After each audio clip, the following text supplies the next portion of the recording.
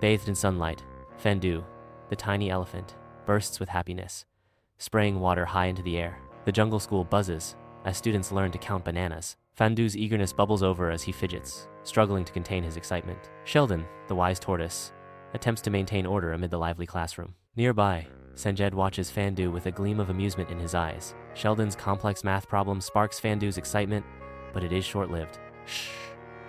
A massive sneeze erupts from Fandoogh, drenching everything in its path. Sanjed quips, "Is that a trunk or a fire hose?" Fandoogh's ears droop, his expression a mask of utter humiliation. Overwhelmed with embarrassment, Fandoogh flees into the jungle. He disappears into the dense foliage, swallowed by the jungle's embrace.